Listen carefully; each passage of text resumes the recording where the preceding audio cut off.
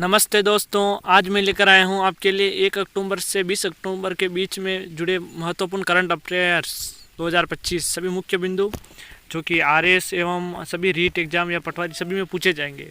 तो चलिए शुरू करते हैं बिना समय गवाए। चलिए प्रश्न 1, जैसलमेर बस अग्निकांड में कितने लोगों की मृत्यु हुई थी? तो 21 लोगों की मृत्यु हो गई थी। चलिए प्रश्न 2, राजस्थान सरकार ने 2025 में कोचिंग स्टार्च अधिनियम कब लागू किया था? तो अक्टूबर 2025 में किया था।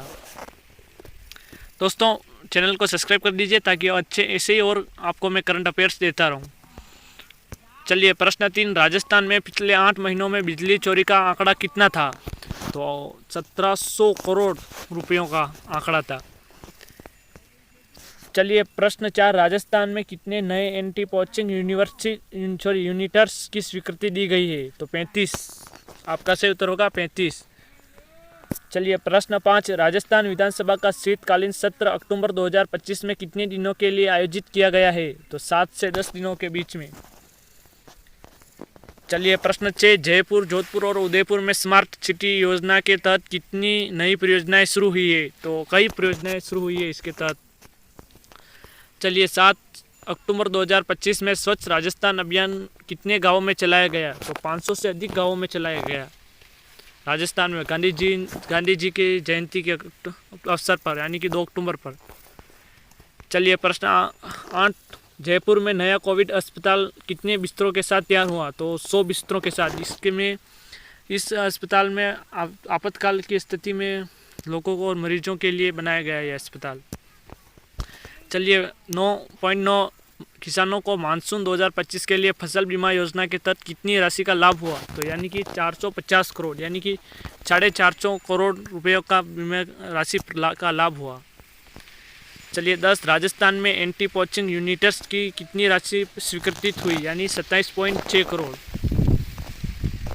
चलिए 11, बिजली चोरी के मामले में सबसे ज़्यादा चोरी कितने जिलों में हुई है? यानी कि 10 जिलों में चोरी हुई थी और आपको मैंने बता दिया, यानी कि 1700 करोड़ रुपए की राजस्थान में बिजली की ही चोरी हुई है। चलिए 12, स्मार्ट सिटी योजना में ट्रैफिक मैनेजमेंट के लिए कौन सा तकनीकी उपाय लागू किया गया? तो आपका सही उत्तर होगा सीसीटीवी और डिजिटल सिग्नल, यानी कि स्मार्ट सिटी योजना में ट्रैफिक को मैनेजमेंट करने के लिए। चलिए 13, कोचिंग सेंटर्स अधिनियम का मुख्य उद्देश्य क्या है? तो छात्रों के हितों की रक्षा एवं गुणवत्ता को सुनिश्चित करना। चलिए 14, फसल बीमा योजना में शामिल कितनी फसलें शामिल है? तो खरीफ की सभी फसल और रबी की सभी फसल, यानी कि लगभग सभी फसलें फसल बीमा में आती है। चलिए 15 अक्टूबर में सर्दी का प्रकोप किस मौसम के कारण बढ़ा है? तो शीतलहर के कारण।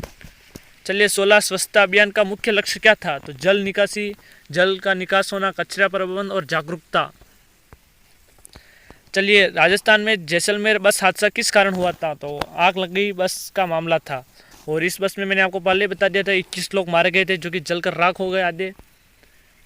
चलिए प्रश्न 18, बिजली चोरी रोकने के लिए क्या कदम उठाए गए? तो सशक्त निगरानी एवं छापेमारी की गई थी।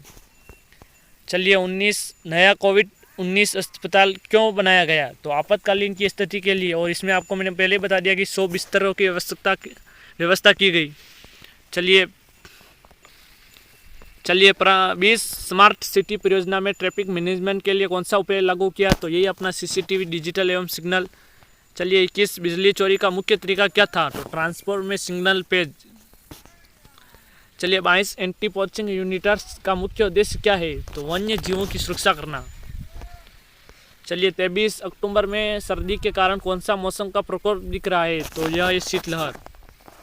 चलिए 24, फसल बीमा योजना के तहत कितनी राशि की गई थी? तो यानी कि 450 करोड़। चलिए 25 पॉइंट, जयपुर में नया कोविड-19 अस्पताल किस उद्देश्य से तैयार किया गया? तो आपातकालीन की स्थिति के लिए, यानी कोरोना के लिए। धन्यवाद वीडियो को देखने के लिए अंत तक, और वीडियो को अच्छा लगा हो तो चैनल को लाइक एवं सब्सक्राइब कीजिए। धन्यवाद।